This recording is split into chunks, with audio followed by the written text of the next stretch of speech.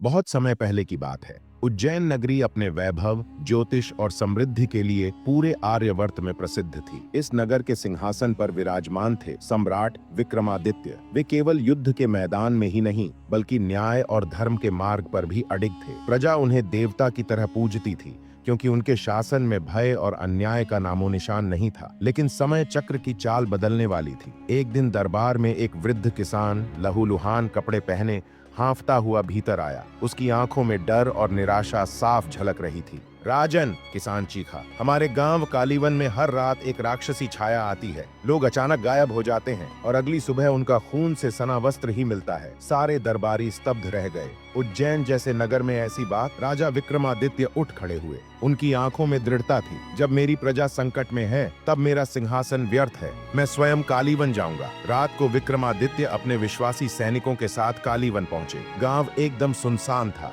हर दरवाजा बंद, खिड़कियां ढकी हुई। हवाओं में अजीब सी सरसराहट थी। तभी गांव का एक बूढ़ा पुजारी आया और बोला, ये कोई साधारण राक्षस नहीं है राजन, ये अंधकार का राक्षस है, एक शापित आत्मा। कहा जाता है जब उज्जैन में कोई महान राजा जन्म लेगा, तभी यह राक्षस जागेगा और उसी के हाथों नष्ट होगा। मैं समझता हूँ कि वह योद्धा आप हैं। राजा ने गहरी सांस ली। तो शायद इस अंधकार को मिटाने के लिए ही मेरा जन्म हुआ है। तीसरे पहर की रात थी। अचानक आकाश में काले बादल छा गए। बिजली कड़की, धरती कांपने लगी। जंगल की दिशा से एक डरावनी चीख सुनाई दी और फिर वो आया। धुएं से बना काला शरीर, आग सी जलती आंखें और चारों ओर भयानक अंधकार। सैनिक कांप उठे, लेकिन विक्रमादित्य तलवार निकालकर आगे बढ़े। तू चाहे जितना भी अंधकार लाया हो, राजा गरजे, उज्जैन का दीपक तुझे निगल जाएगा। राक्षस कुछ क्षण रुका और फिर धुएं की तरह हवा में विलीन हो गया। राजा ने पीछे देखा। पुजारी बोला, यह तो बस शुरुआत थी। असली रहस्य उस गुफा में छिपा है, जहाँ राक्षस की आत्मा बंद है। विक्रमादित्य ने सिर हिलाया और गुफा की ओर बढ़ने लगे। लेकिन तभी आकाश एक बार फिर से दहाड़ा।